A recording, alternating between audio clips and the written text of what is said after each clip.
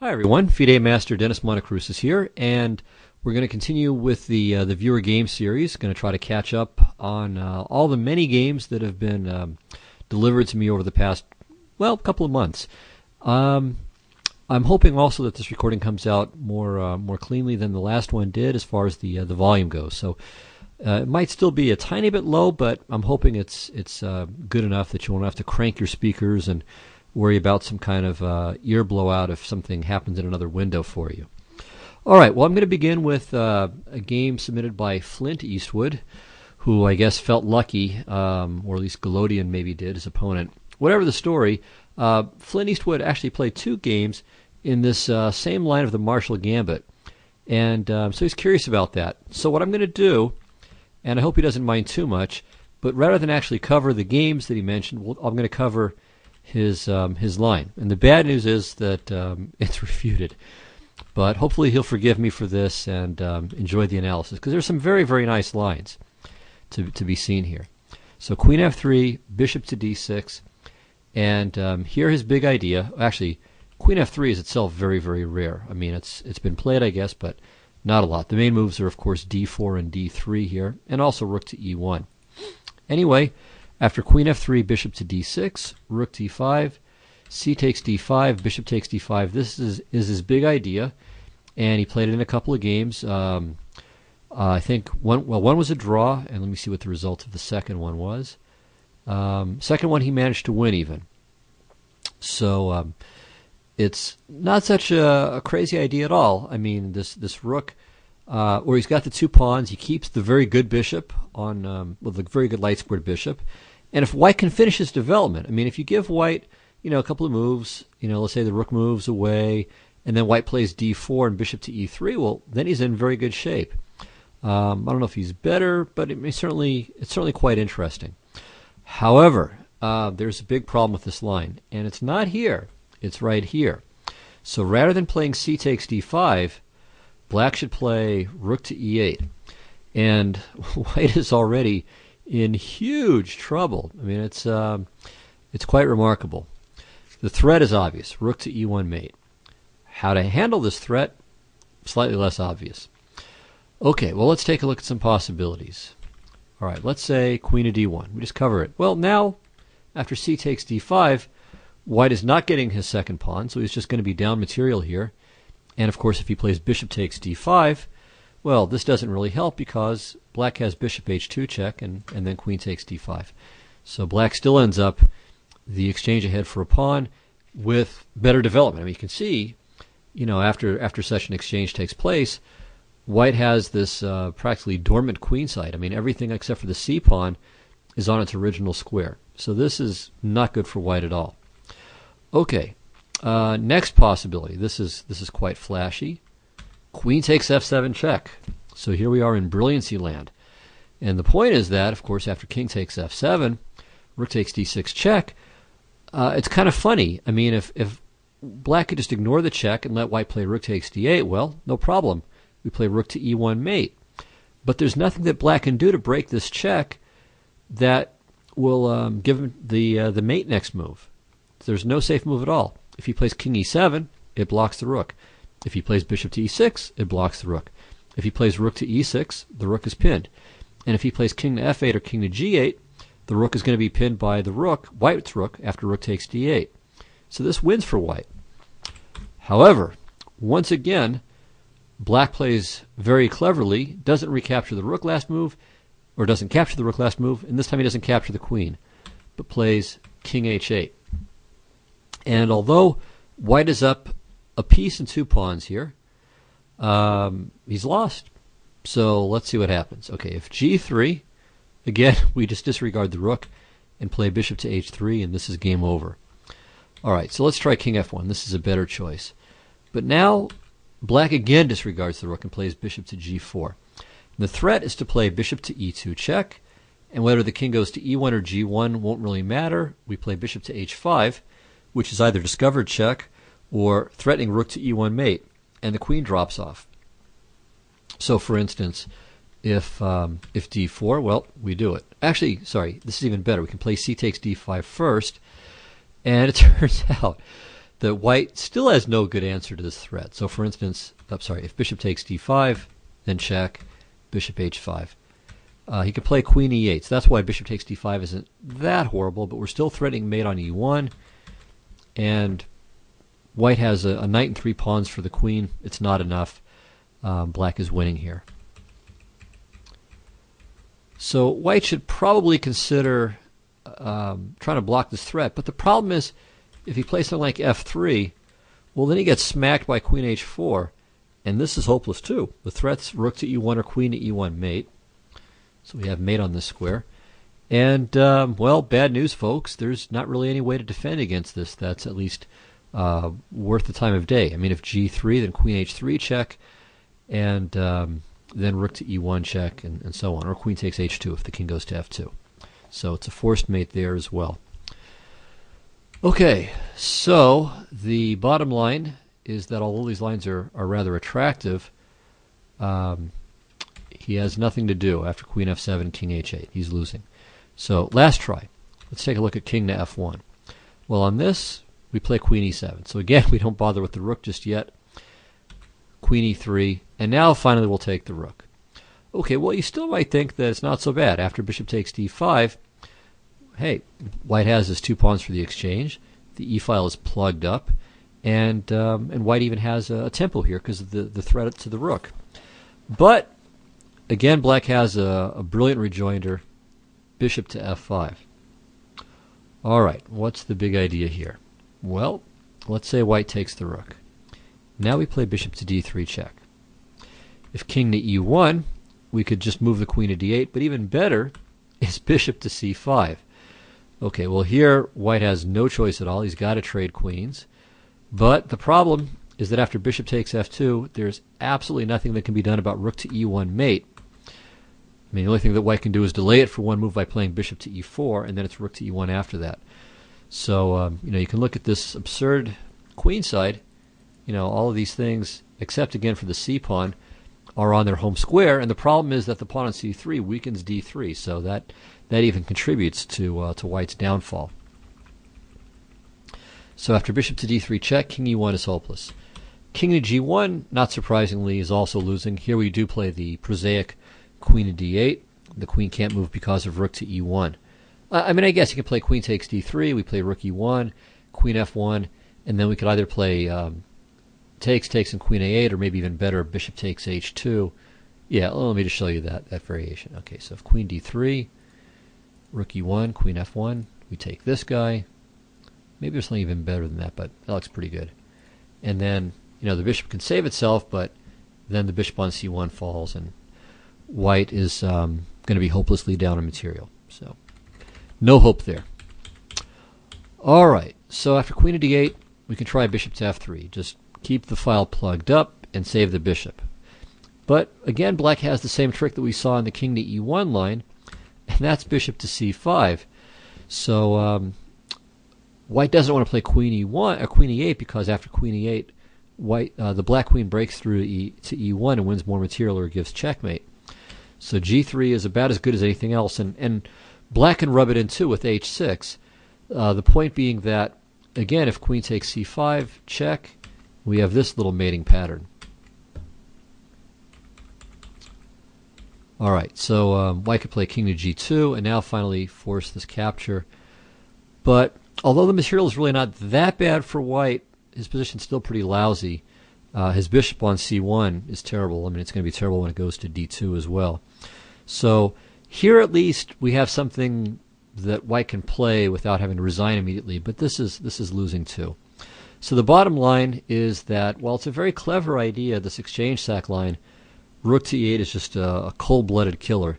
And, objectively speaking, the rook takes d5 exchange sack is just dead. So, it's not a bad trick. I think not that many people are going to take the time and stop and not make the automatic c takes d5 capture and find rook to e8. But, sort of thing where if your opponent flips on the computer and starts to mess around, you're going to be roadkill. So play it at your own risk. It's objectively bad. It's well motivated. You got some good ideas, but it just doesn't work. Okay, so on to the next one. This is Senseo against some anonymous player. And it's a 30-minute game, and Smith-Morra, and his main question has to do with a sacrifice later on in the game. And he wondered if there were some mistakes along the way which his opponent could have taken advantage of. And yeah, unfortunately there are quite a few tactical errors in this game, some of which are pretty serious. But I'm just going to focus on a few points. So let's start from the opening. And White played the Smith-Morra gambit, which is certainly not a bad choice, I would say, up to even expert level, maybe even a little bit higher than that. And it's a lot of fun. It teaches you how to play gambits. I think can be very effective. All right, so here you play bishop to f4. I would say it's better to castle here. It's a more flexible move, and one reason is that you're waiting for black to commit his kingside forces. So if he plays knight f6, okay, then you can play queen e2, rook to d1, and if e5 from black, you can put the bishop on g5 straight away. All right, so you don't have to waste a tempo going to f4 and then to g5 later. All right, but bishop f4, it's not a blunder, certainly. Okay, black played e5. Maybe didn't really need to rush that. And here, though, I think White made a real inaccuracy with bishop to g3.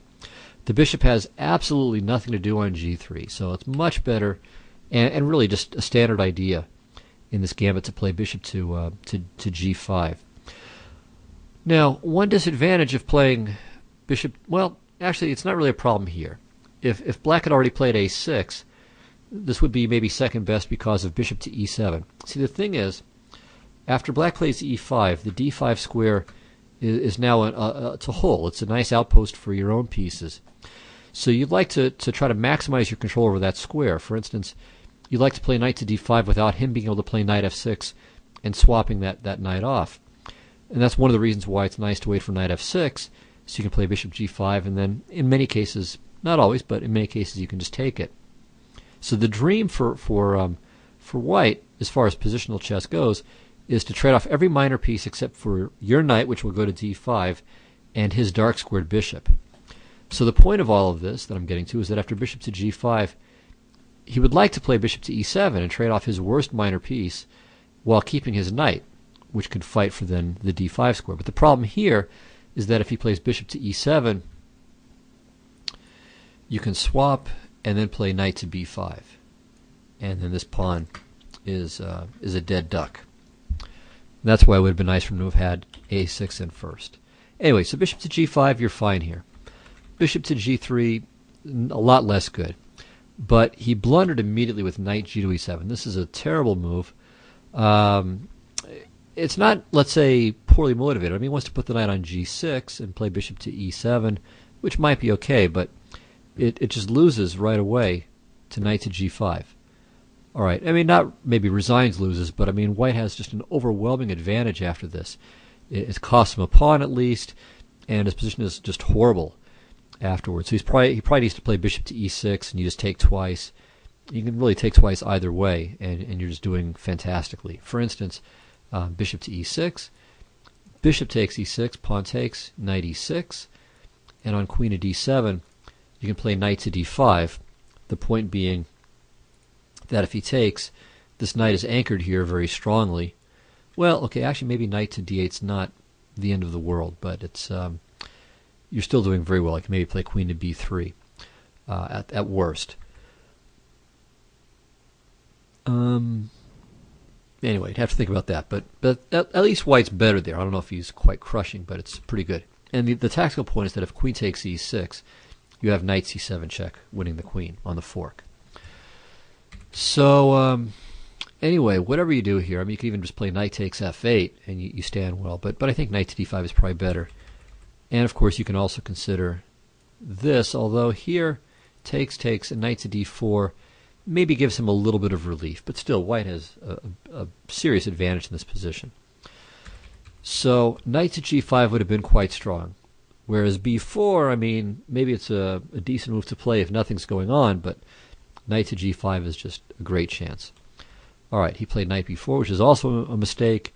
Here you should play queen to b3, hitting the knight and the f7 pawn. And if you play something like d5, rook to d1, you're much better here. You can even play knight takes e5. This is also a good move. So just a better version of what you do in the game.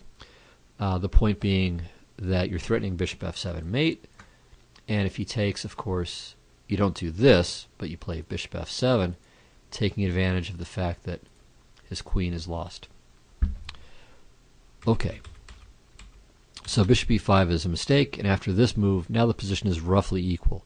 So you've really kind of let him off the hook here. And there are various mistakes back and forth. Most of them comparatively small, but I'll just get to the next really big one. So here, bishop takes c6 is this is the move played in the game, and this is definitely an error. Knight to d5 is the winning move here. Key point is that if a takes b5, okay, you don't take the queen, because then he takes your queen and he's a piece up, but you play knight to c7 mate. So queen to d6 is best, stops the mate and saves his queen, but now e5 is very strong. So if he retreats the queen, let's say to b8, then bishop takes a6 is just winning, you're up a pawn, but more importantly, you're threatening to break through with everybody over here, and his king is stuck in the center. Horrible position.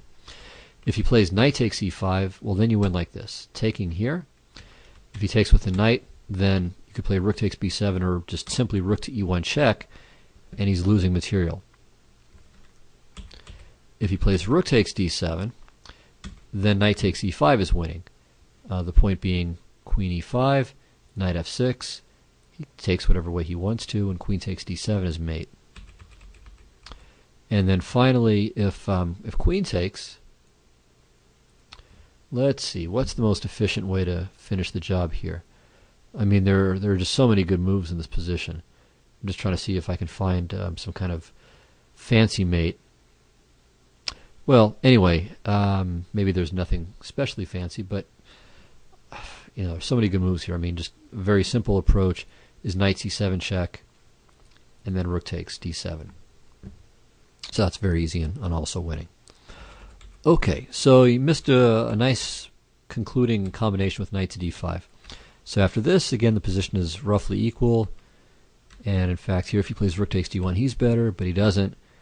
And now he blunders. So king to e8 is another blunder, and you could have won right away with queen to f4, threatening to take on f7 and also threatening queen to b8. But knight to d5, and here he should play bishop to d6, finally preparing a castle, but he doesn't. He takes. You took f6. And now here was the key moment that you were very interested in, or that you asked about initially.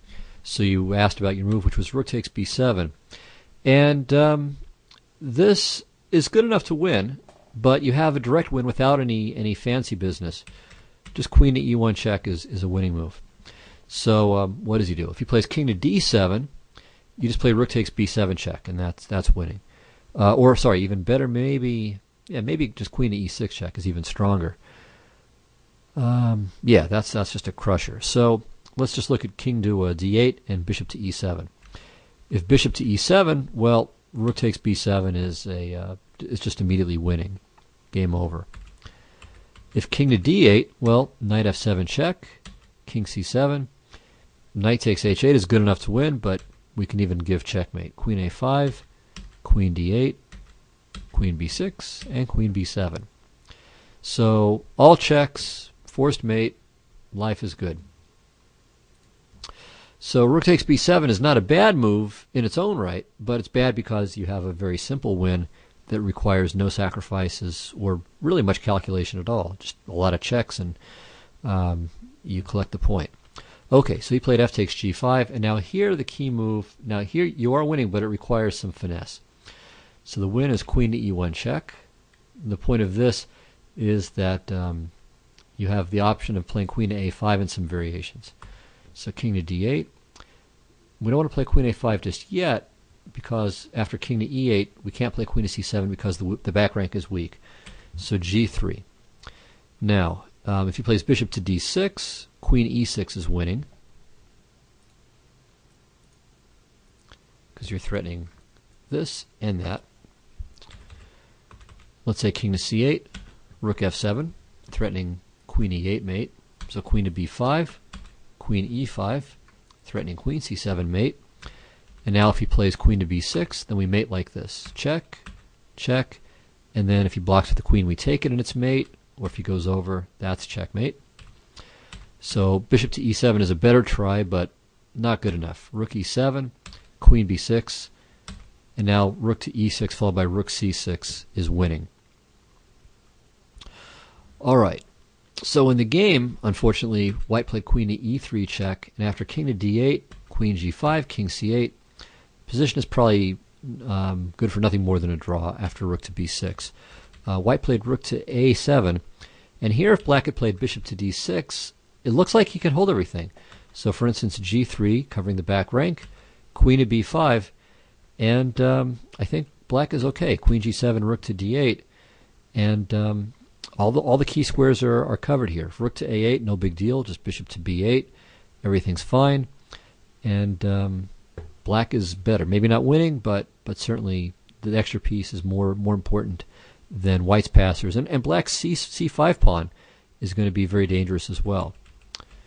Okay, so black played queen to d3, white played g3, and here we had a little debate in the thread where someone decided to offer some suggestions, and then there was a back and forth between him and Senseo. Anyway, Senseo gave the following quote-unquote refutation of queen to g6. So, okay, yeah, his line was rook to a8 check, and then points out, of course, king to c7 and king to d7 both get mated pretty much right away. I mean, king to d7, it's checkmate in one move. King c7, it's mate in two moves. So the key move, obviously, is king to b7. So now queen to d8. And then here, Senseo gave two lines. One line was with king to b6. And that variation went king to b6, rook to b8 check, king a7, and queen c7 mate. And I suppose that's all well and good, but king to b6 has the slight detriment that it's illegal. The queen on d8 covers that square. So that's perhaps not the greatest bit of analysis. Although there's no problem with the checkmate. It's true that does force mate in two. Although I suppose if black can play king to b6 here, after rook to b8 check, maybe he should play king to a5 and keep trying his luck. Anyway, the second variation that Senseo gives is bishop to d6, queen h8, which he basically stops here and claims that it's a win. But this is in fact not the case. Black has a draw by perpetual with queen to b1 check and queen to e4 check. In fact, going back, from here we can just give the perpetual immediately with queen to b1. So let's see how this works. Queen e4. Okay, of course, if the king goes to g1, we just go back to b1. So king h3, queen f5. And now white can lose if he really wants to. He has two losing moves and one move that keeps the draw. If he plays g4, he loses like this. Queen f3, g5 check. And now, okay, if queen takes g5, well, first of all, probably just taking the rook. Well, that'll be a perpetual, but we can win with this. And now h5. Very cool move. White can get some checks, but it's not enough. The black king will eventually escape, and there he's done it. All right, so going all the way back to here. After g5 check, queen takes g5 didn't work. If king takes g5, then rook to g8 check, and queen g4 mate. Very easy. If king to h5, well, queen h3 check, and then rook to g8 is also going to mate quickly. So g4 is bad. If king to h4, well, g5 is winning. If queen takes g5, if nothing else, we just trade and take the rook, and black should be able to figure out how to win with an extra rook and bishop. If king to h5, then queen f3. And now if takes, well, okay, first of all, we don't have to calculate anything. Black can just play bishop to h6 check and then take the queen, but mate in two is even better. All right, if g4, then queen f7 check. Okay, again, bishop to e7 is really easy, but we can also just give mate. And here's kind of a fun variation.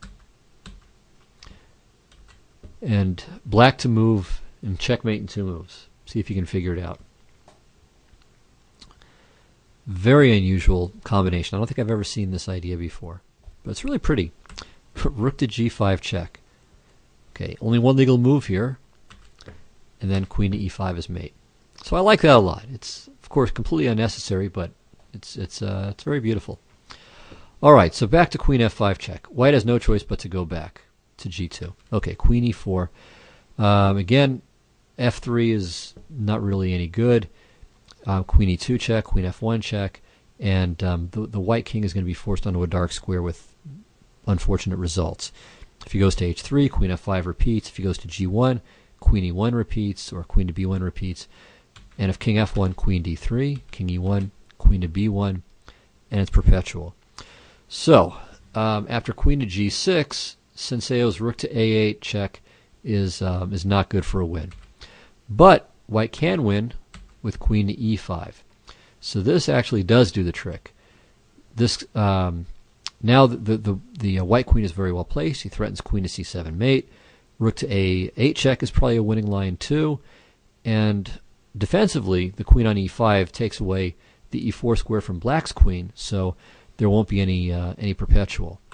So for instance, queen to b1, bishop to d6, we take, and here white can also escape. f3, and because the queen's on d6, there's no queen g6 check. I mean, you can play it, but it leads to a lost rook ending where white's just up enough material to win. Or here, if queen to h3 check, king g5, rook g8, king f4. And surprisingly, all the squares are covered. So the queen on d6 covers f8, so there's no check from the rook. And it covers h6, so there's no queen h6 check for black. All right, so queen to g6 does lose, just not the way that was advertised. However, black has two good moves here. He can play bishop to d6, and white seems to have nothing special here, nothing better than a draw. And again, of course, well, let me carry that through. So rook a8, bishop here, queen g4, king b7, and here it's a pity that the black pawn is on a6 rather than on a7. If it were on a7, after queen to d7 check, king a8, queen c6 would be mate. There's a famous study that has a finish very much like that, but here it's just a perpetual check, nothing more. Okay, so back to this position. Instead of okay, so bishop to d6 is a draw, queen g6 is a loss, queen a3, which was the move in the game, is a loss, and there's also queen to b1 check with perpetual. So we'll see this one, or I should say a draw, not necessarily perpetual. So queen g6. White, of course, can't afford to trade queens, but here the peril to the black king is sufficient that he needs to bail out. So if g4, white's even losing in this way. This is not a good move. Check, check, check from white, but now we're up a rook, and that's the end of the attack. So from here, white should just repeat. King g2, queen c2, king h3, and so on. Okay, so we finally conclude with the continuation of the game, which is queen takes a3. And now queen g4 check, king to b8, queen to d7. And the problem here is that black needs to have access to light squares with his queen. That's why queen to b1 was such a good variation, or such a good check for black, because from here he could bounce to e4 and keep the white king imperiled. Here, though, he can only get to a1 or c1, and after the king goes to g2, there's no more checks. So queen c1, king g2. Well, okay, he found one check, but it's not exactly going to do the trick. And that was the game. All right, so a very interesting game, but certainly not a flawless game, but one with some nice tactics. All right, next game. Okay, yeah, this was kind of interesting. So this was submitted by Nick Baumgartner, who's a local player, at least local for me, and was played against Brian Kapke, who's another local junior from the area. Okay, so Kapke had white, and we have the exchange variation of the classical King's Indian. All right, and in this position, Baumgartner played rook to e8, which is one of the main moves. The move that you should not play here, or a move you should not play here, is h6. This would let white show his idea, which is to take and play knight to d5 with a double attack on f6 and c7, after which, well, black is just losing material for nothing. So this is great for white. So black should do something here that does something about it. So rook to e8 is the move that was chosen. What this does about it, well, we'll see in the game. Other moves are knight b to d7. So that way on bishop f6, black can recapture with the knight, and then the d5 square is under control. He can also play c6, again taking the d5 square under control. He can play rook to f8, which works, at least as far as the basic tactic goes, works similarly to the game. And those are the basic options. So rook to e8, and then here Brian just got confused. What he should play, of course, is knight to d5. Takes c6, bishop c4, and then here black has a choice between c takes d5, which is traditionally the main move. After bishop takes d5, black again can choose between knight c6, which develops the knight actively and blocks the d5 a8 diagonal for the bishop, but also knight to d7. And the point here is, of course, d7 is not a good square in its own right, but the knight wants to go to c5 or to f6, and then it has some play. Okay, and the other choice here, instead of c takes d5, is to play b5. And this is a little bit more dynamic, although I'm not sure if it's better. So bishop to b3, and now black can choose between bishop to b7 and a5. All right, and all of these lines are entirely playable for both sides. Black's certainly not better, but it's not really clear that white has anything either. But you know, this exchange variation, it's not bad as kind of a placeholder. I mean, I think if you're a d4 player, in the long run, you should look for, you know, some serious line to play against the King's Indian. The exchange variation is, you know, it's not bad as a, let's say, a part-time weapon, especially if you're playing someone who you think is extremely theoretically prepared, or just loves to attack but hates endgames. So against players like that, you know, let's say against kids, you know, who maybe don't know how to play games very well and really aren't very patient, the exchange variation can be very effective. But in the long run, you should learn the real lines. Anyway, white got confused and played bishop takes f6 here, and this is just not very good. Bishop f6, knight to d5, and this is even a further inaccuracy. Because after bishop to d8, now black has the bishop here for nothing. The knight is great on d5, but the problem is it's not staying. Black is just going to play c6, kick him away, and even worse news, this bishop, which really was doing nothing on this diagonal because the pawn just blocks it, is going to come out to b6 or a5, where it's really a very nice piece. So this is really not very good for white. White is a little bit worse now. Okay, so he castled, c6, knight e3. Black played knight to d7, which is okay. Maybe knight to a6 is, I don't know if it's better, but it's certainly worth considering. Same idea, or at least one of the same ideas, which is to drop the knight on c5, but you're doing so without blocking this bishop on c8. So, very minor point, but one that can prove important sometimes. Anyway, knight to d7. The other point, of course, is that here white could have considered b4, stopping knight to c5. And of course, this could not have been played after knight to a6. So let me illustrate that as well. That's the other main point. So knight to d7. After b4, a5, a3. Okay, knight f6. Black is still a little bit better. He's got the bishop pair. White has a potentially weak point on d4, although it's not going to be that easy for black to exploit that. I mean, really, at this point, as long as white has this knight that can fight for this square, so that a bishop can't really get there, also because of c5, the only way for black to try to take advantage would be with a maneuver like this. And it's not impossible for that to happen, but it is time-consuming. Anyway, this is not so bad for white. After bishop to d3, okay, knight c5, and then a5, very good move, cementing the knight on c5. It's definitely the case that black has the preferable position. So not a huge advantage, but it's not a great position for white by any means.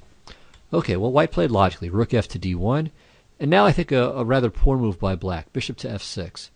I mean, this really undoes the favor, or one of the big favors that white did. Well, actually, white did a double favor. By playing bishop takes f6, he gave black the bishop pair, and then with knight to d5, he encouraged the bishop to get to a better diagonal. So by playing the bishop to f6 now, it really undoes all the good work. The bishop is now functioning like a glorified pawn, just protecting the e5 pawn. So it's passive there, and yeah, I just think this is a mistake. The bishop does nothing there. So it would be much better to play f6 to handle the pawn, to defend the pawn as cheaply as possible. No reason to use a rook or even a bishop to do a job that the pawn can do perfectly well. And then later bring this bishop to b6 and maybe play knight e6, and again, fight for these dark squares, d4, f4, and so on. All right, so after this, and then this kind of crazy loss of time with bishop to g7, well now, white, black has just wasted several tempi here and done so misplacing the bishop. So now white is more or less okay. I mean, now, white is probably pretty close to equal here.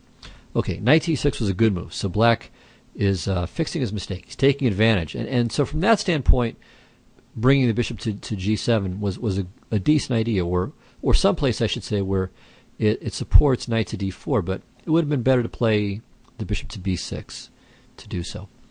Anyway, a3, okay, this was an inaccuracy back by white, because here black can always consider a4, after which this whole pawn structure is brittle. I mean, this pawn can't advance, this pawn can't advance, because then this guy is going to be a sitting duck, and the c4 pawn can't be protected by a pawn anymore.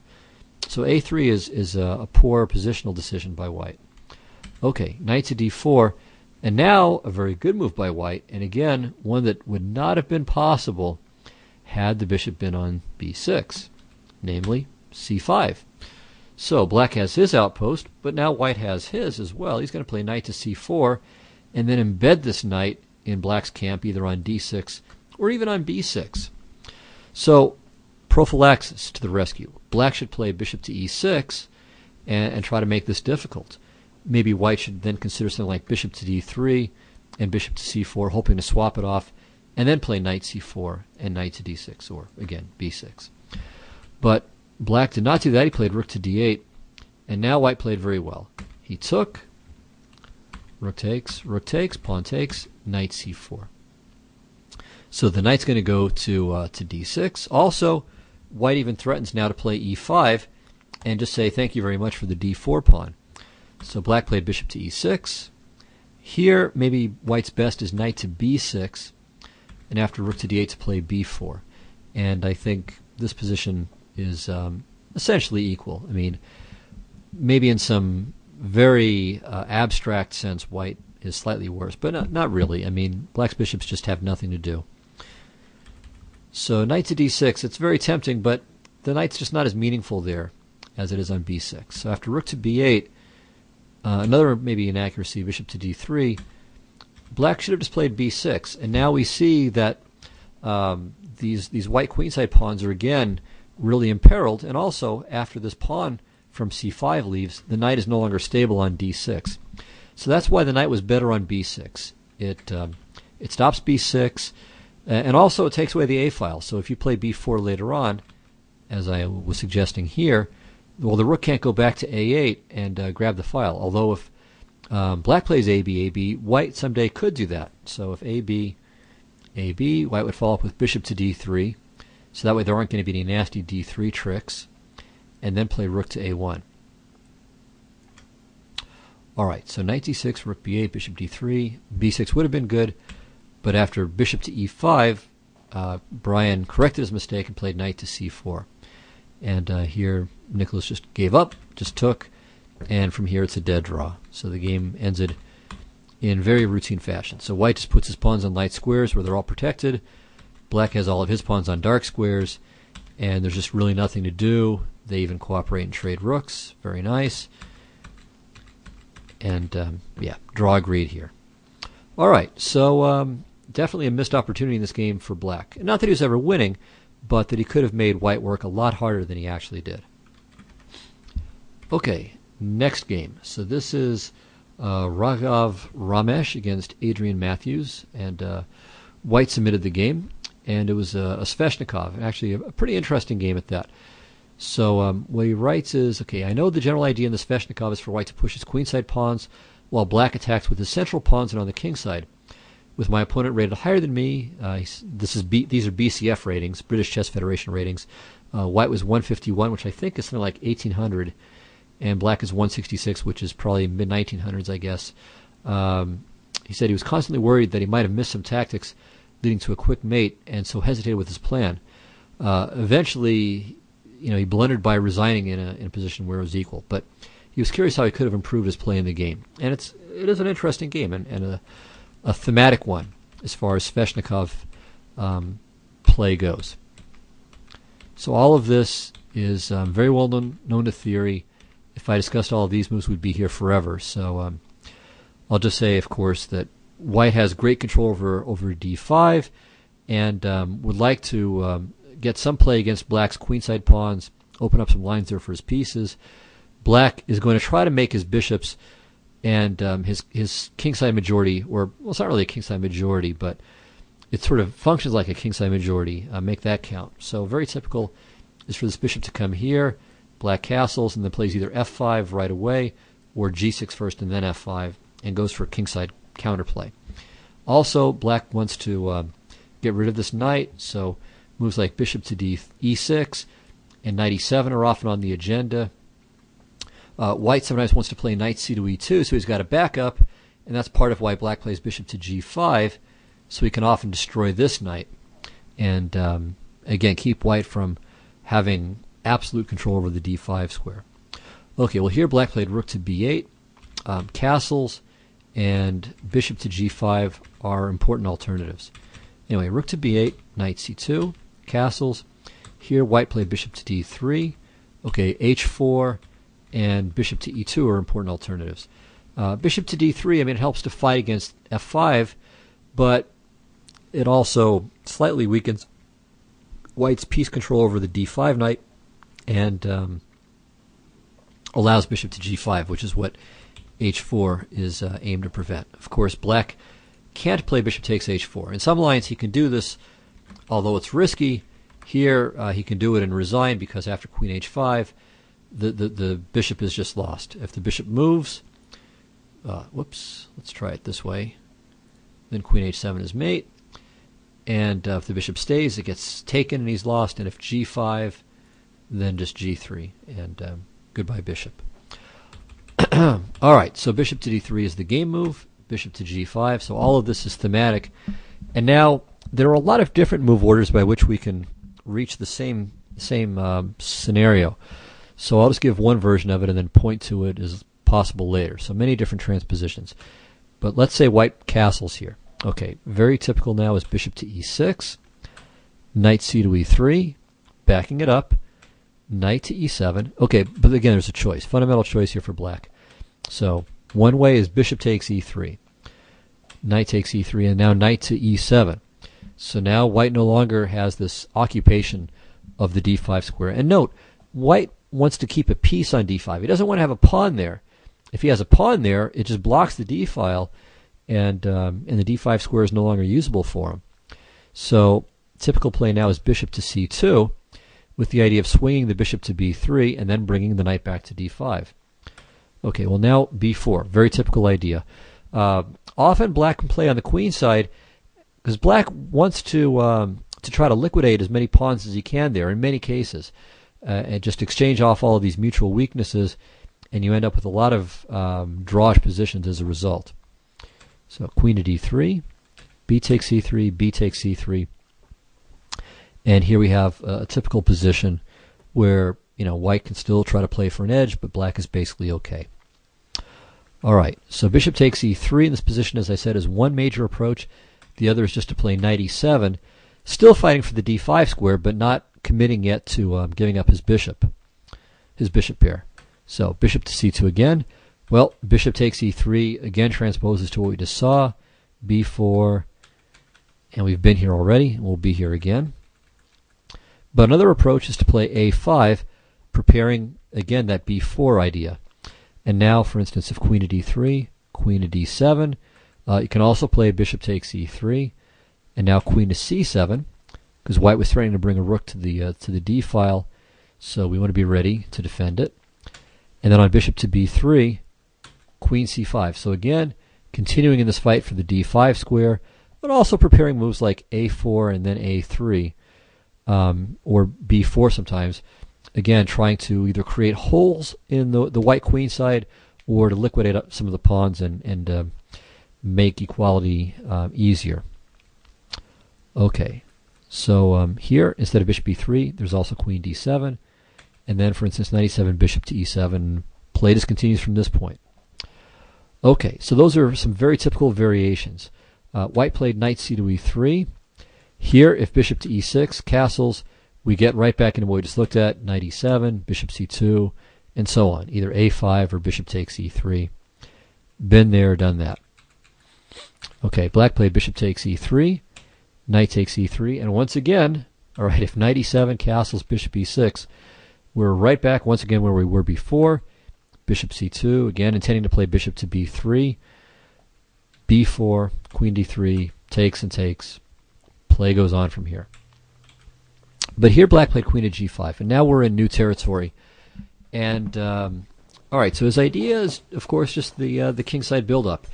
Wants to play g6 and f5. Knight e2, g6, f4 is also an idea. I'm not sure it's as effective, but it's an idea too, and it's what happened in the game. All right, so white castled, and black began trekking over with knight to e7. Note, by the way, that if the bishop were on e2 instead of d3, that none of this would have been possible. But again, that doesn't mean that the bishop to d3 is bad. It makes f5 tougher, and as we saw, there's also often the idea of playing bishop c2 to b3 to help fight for this square, which it doesn't do on e2 or wouldn't do on f3.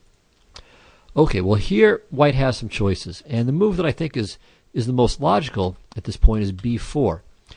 The point of this is that white wants to play a4. By playing a4, you're going to try to leave black with a single isolated pawn over here on the queen side, or at least west of the d pawn from white's point of view. And we're also going to open up the a file. The problem is that on a4, black plays b takes a4, and the white pawn on b2 is hanging. So by playing b4 right away, we take care of that. So, for instance, knight to g6, a4, knight f4. No real threats yet. So a takes b5, a takes b5, and now let's say g3. So we want to make sure that bishop to h3 isn't so terrifying just yet. So g3, and now black has several possibilities. All right, so here's one line. If he plays rook to d8, just a developing move, protecting the d6 pawn, I think white has an advantage with h4 and then bishop to c2. So I think black is going to have a very difficult time mustering threats up. He really needs to have pawns involved in this attack, and that's why g6 and f5 is so typical in this Sveshnikov variation. Okay, try number 2. This is more interesting. Knight h3 check, king to g2, excuse me, and now h5, hoping to use the h-pawn to help break down white's king side. So again, bishop to c2, threatening the pawn, threatening queen takes d6, that is. Rook to d8, rook a7. So we see that white has ambitions of his own. He's not just going to sit around and wait. Knight f4, king h1, knight h3, threatening knight takes f2, rook f2, and queen takes e3. So now, bishop to b3. And we can see that f7 is becoming rather a tender spot for black. So rook to b7 makes sense. Takes, takes. And now for a moment it looks like it's really good for black because he's threatening to take here as well as knight f2 and queen e3. But bishop to d5 keeps everything covered. If knight takes f2 here, rook f2, queen e3, rook takes f7 is very strong, and maybe actually even bishop takes f7, that might even be even better. Rook f3 is probably pretty good, might just be winning as well. So black has lots of problems there. So takes, takes, queen g4, and now white doesn't want to trade queens, but f3 is very good. Queen e2, and we can compare the positions of the knights. This guy is much better than this knight on h3. So white has a real advantage. This pawn on b5 is a weakness. So white is really in the catbird seat here. After rook to b8, rook to d1 is good for an edge, or rook to a1. Although after rook to a1, maybe black gets a little bit of counterplay with f5. So probably rook to d1 is best, just holding on to the position, and we'll consolidate and then kind of push forward. Okay, Still another possibility, though, for black is after g3 to play bishop to h3. But I think after the simple rook to e1, let's say rook f to c8, bishop f1, this is a good move. And now white is better. So let's say takes, king f1, threatening to take the knight, knight e6, queen d3.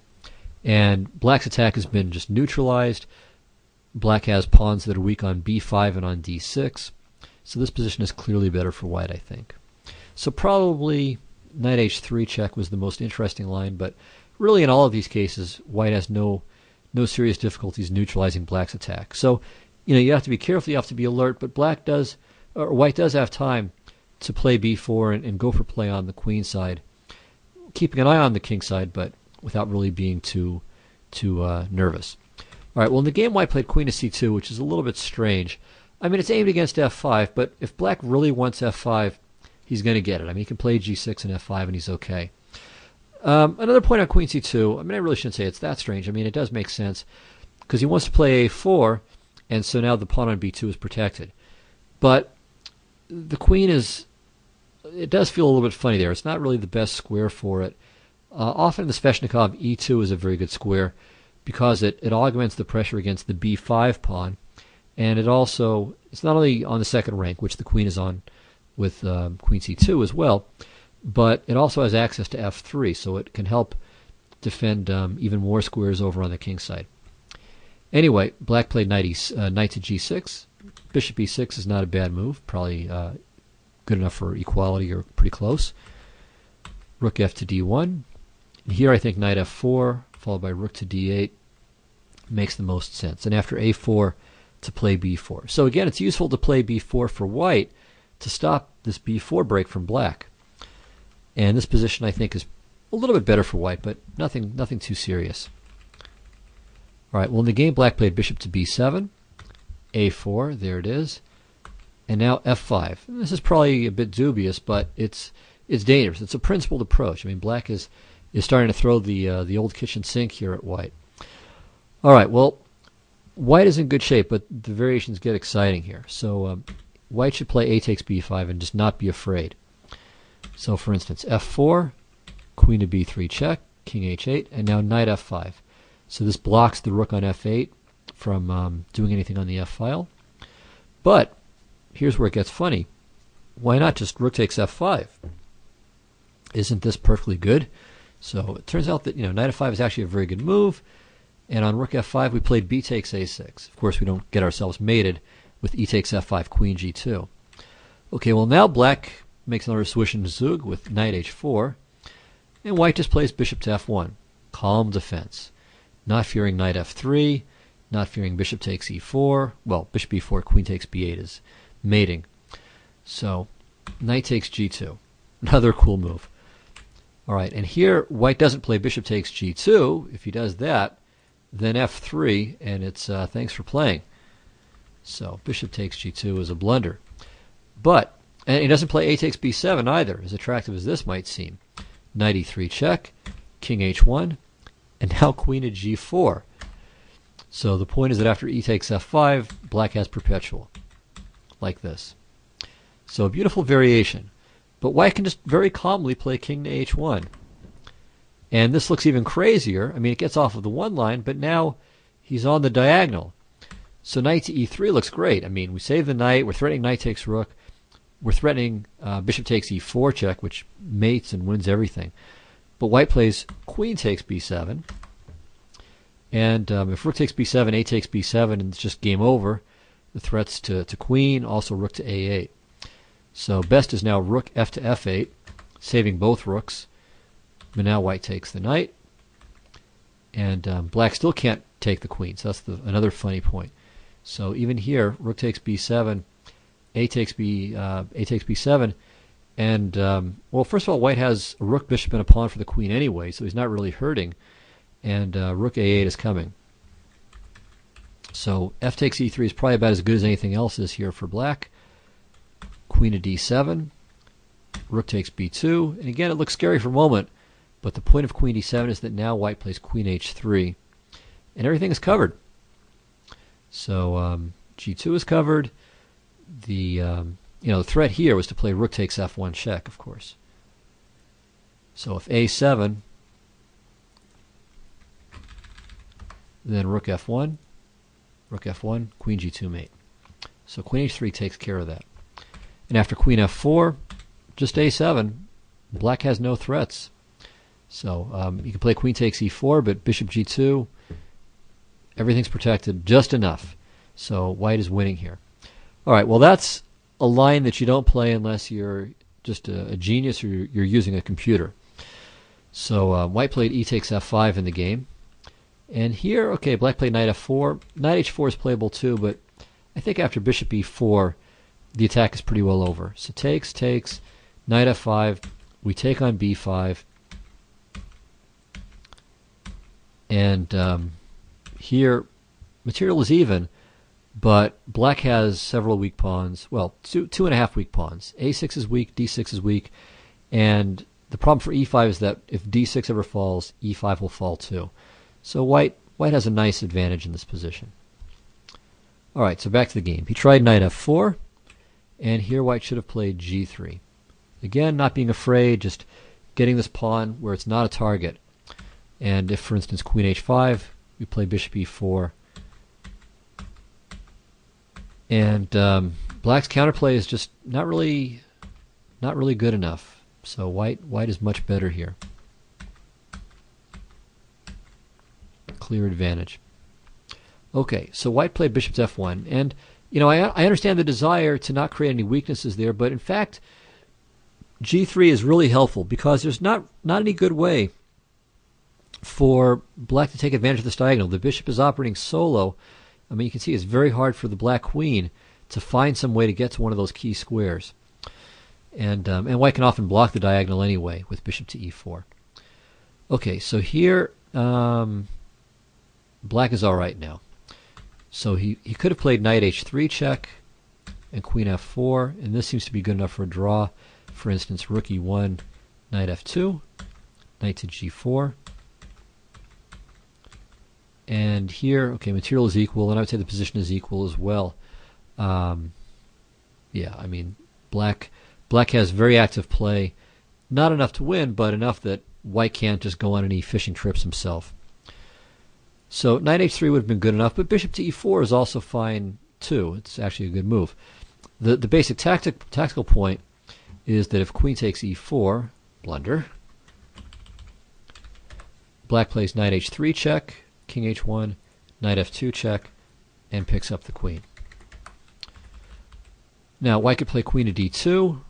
After this, knight h3 check, and then d5 is pretty close to equal. Basically, black has full compensation here, but it's still very, very murky. In the game, white played queen to b3 check, and then here black missed a very cool tactic. Bishop to d5. So the point is that if knight takes d5, it's an immediate perpetual check with knight h3, knight f2, forever. And if queen to c2, well, that transposes to what we just had. So bishop to e4, queen to d2. That would have transposed to a line we looked at a minute ago. And finally, after bishop to d5, if rook takes d5, then knight h3 check. Okay, again, the perpetual.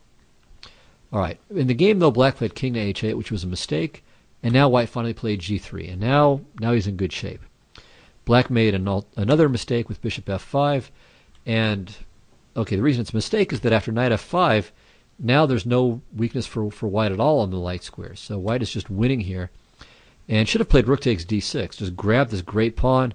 This rook is now active. Black has some back rank problems already starting to appear over the horizon. And like I said, white's just winning here. So instead he played AB. Okay, and after AB again he should play rook takes d6, and he's winning. But he played queen takes b5, which is one of those too clever by half moves. It's not a blunder, but if black plays rook f to f8 and then d5, his position at least still has some integrity to it. I mean, he's kept his center intact, the back rank is fine, and he's hitting the b2 pawn. So it's still a game here.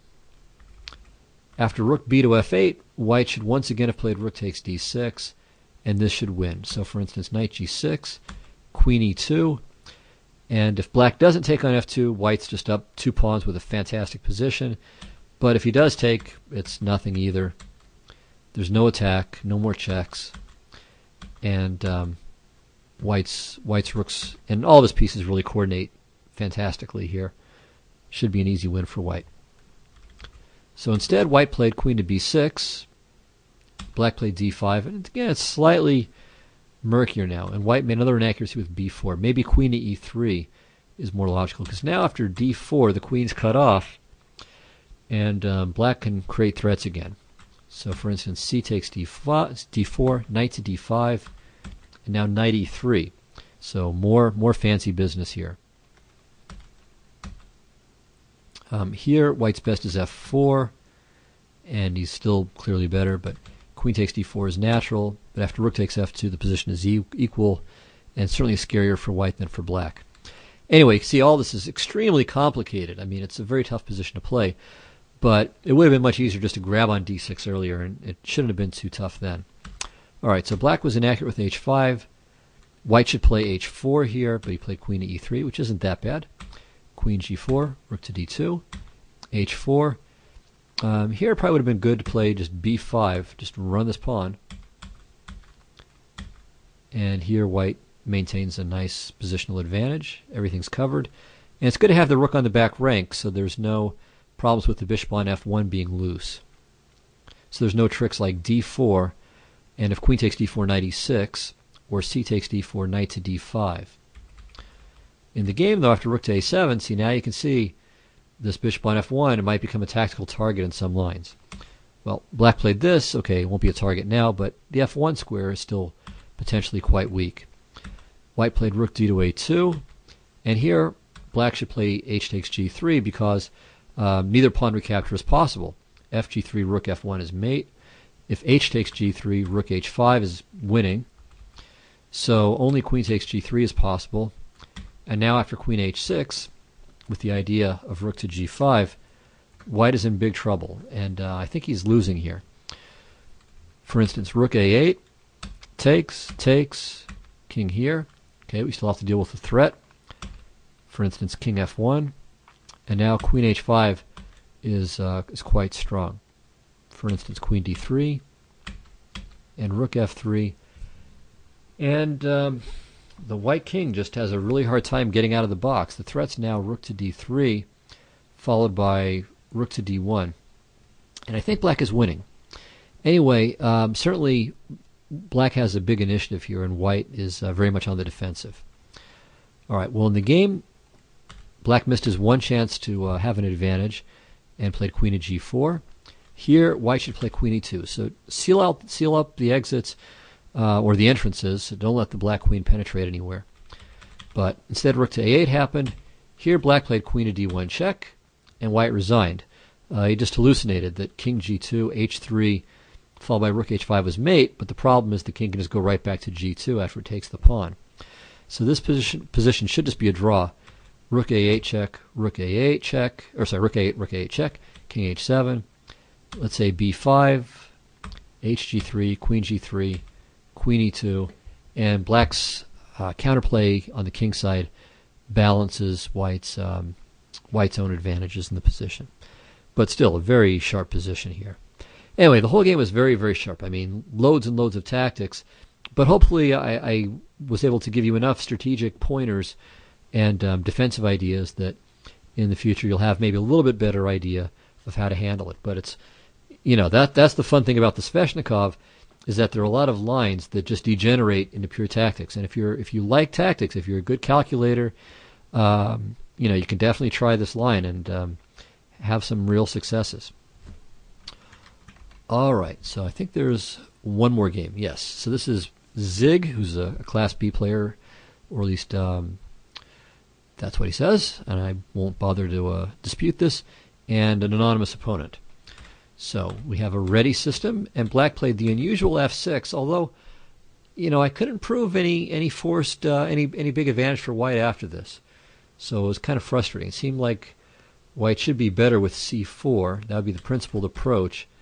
But I couldn't prove anything serious. So e5, and now, okay, if d takes e5, d takes c4, takes, bishop g2. And after this liquidation, bishop to e6 is a very good move. Not fearing the destruction of his queenside pawn structure because he's very active, has a lot of space, and the b file is a nice asset. So this position I think is about equal.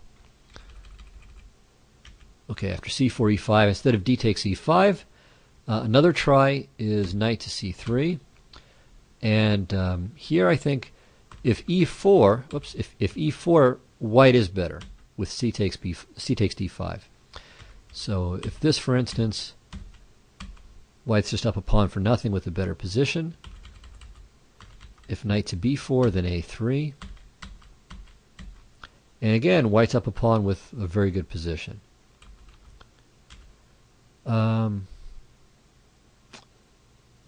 Right. However, okay, what I wanted to say though, instead of e4, is d takes e4, and I don't see anything, at least nothing that gives white an edge. So for instance, d5, knight a5, queen a4 check, c6, takes, and queen c4. And I thought that this would be good for an edge, but it turns out that the tactic, the dynamic knight to b4, again keeps the chances level. So despite this terrible pawn on f6, weakening the light squares and white's advantage in development, the problem with the c2 square forces white to beat a bit of a retreat with queen to b3, and then black might play something like queen to, I don't know, maybe e7, maybe b6 looks more harmonious, threatening bishop to e6. Maybe you can even just play bishop to f5, and yeah, black seems to be doing well. All right, so bishop to g2, I guess, is as good as anything else here for white. So e5, castles, e4, and now knight to e1 happened in the game, but maybe knight f to d2. This is worth considering as well. If knight takes d4, then c4, takes and takes. And I think white has very good compensation for the pawn here. So here I think that black pawn being on f6 is a liability, and I think I would find it easier to play white's position. Black can also play f5, and the game just continues. White will play c4 most likely, and so on. Well, in the game, white played knight to e1, f5, c4, and here black should, I think, just play d takes c4, keeping that f5 e4 chain intact, and putting some pressure against white's pawn on d4. All right, instead, knight f6, and here I think white should play c takes d5. So he has kind of back and forth. Black should take on c4, white should take on d5.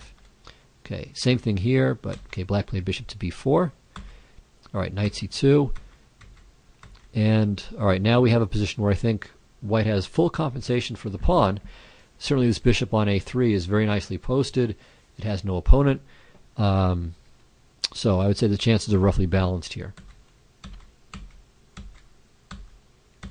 All right, so a very logical sequence of play, really from both sides, and now black has to make a decision. What's he going to do about f3? I mean, white wants to open up the center for these bishops, and ultimately, if black's not careful, I mean, he could really get chopped up in a crisscross. There's a game. I mean, I don't remember when it was from. It might even be from the 80s, but I think it's probably from the very early 90s. Kasparov and Ivanchuk. It was in English. Of course, a different line from this, but there was a very similar looking position. At least you'll certainly notice, if you find the game, you'll see a very strong resemblance to this position. And indeed, in that game, Ivanchuk just got cut to ribbons by Kasparov and his attacking chances. I mean, it was a very short game, beautifully played by Kasparov, where he was just able to blast the center open. So do check that game out. I think you'll find it very instructive, and again, a beautiful game as well. Anyway, as I said, black has to make an important decision here, and I think the best move, I think the best move here is to play e takes f3, keeping the f file closed. Here, if rook takes f3, queen d7, queen g5, knight c to e7 is a very good move, giving back the pawn but allowing him to castle, and I think black is pretty safe here. So I think bishop takes f3 is maybe a little bit more accurate, aiming to play e4 among other possibilities. So queen d7, again, hoping to castle queenside. So if e4, for instance, takes, castle's long, knight e3, knight f6, and rook h to e8. And maybe black is a tiny bit better. I mean, basically, white has compensation, but black is looking a little bit safer than usual. So after queen d7, I think better than e4 is queen g5. Still trying to make it tougher for the black king to get to safety. And after knight c to e7, we take. Taking advantage, and here's the difference between rook f3 and bishop f3. There's no knight e7 because of this. So queen e7, takes, and takes. And now, not rook takes, well, actually maybe rook f5 is playable, but knight e3 might be even better. Bishop e4, takes. And finally we reach this position, which is roughly equal. Maybe white is a tiny bit better, but it's pretty close to equal here. All right, well, in the game, black played knight f6, which is not a crazy move, but it does seem to be a mistake. White should have played f takes e4, so opening up lines at maybe not at all cost, but at great cost is worthwhile. So now, if knight e4 takes, and queen f4. And you can see the buildup is really underway here. It's ready to take on e4. Let's say knight to e7.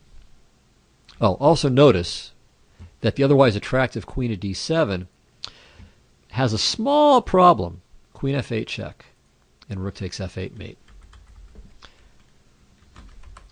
So, knight e7. Now knight e3.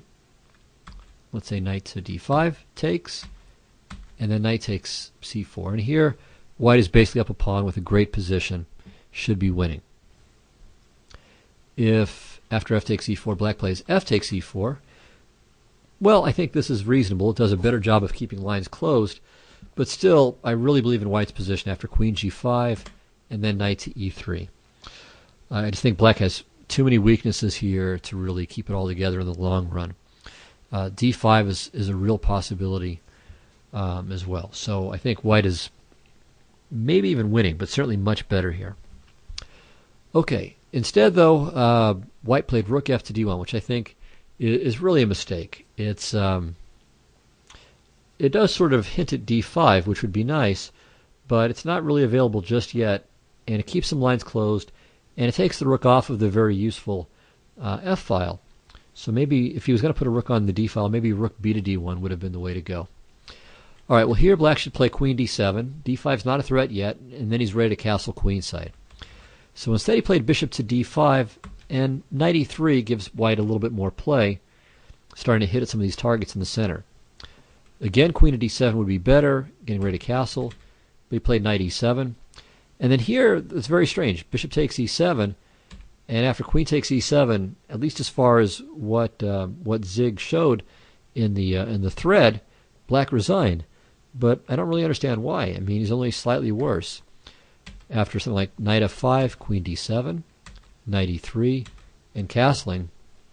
All right, white has a little bit of play, but you know, it's not much. I mean, black is not going to lose the piece to this pin. I mean, he can always play queen e6, and you know, and the knight's very well placed on e4. The material is even. So yeah, white's a little bit better, but it's not a resign-worthy game by any means. Anyway, a very interesting opening, and again, I think it'll be very nicely supplemented if you guys look up that Kasparov-Ivanchuk game. So it's very early 90s, maybe even the late 80s, but no, I think it had to have been probably 91 or thereabouts, give or take a year or two. All right, well, thanks a lot. I think we are out of games for this week's or this month's viewer game show. So keep putting those games in the thread. You know, maybe not so many. You know, it's nice to not. I don't want to have the shows all be as long as this one was, but I think these were a very interesting. It was a very interesting collection of games. So I think it was time well spent. Anyway, thank you very much, and let me remind people to check out my blog. It's at thechessmind.net. So I think you'll enjoy that. Usually we have very thorough coverage of super tournaments, and you know, also some commentary and book reviews and DVD reviews as well to check out. So have a look there, and I'll see you next week. Bye-bye.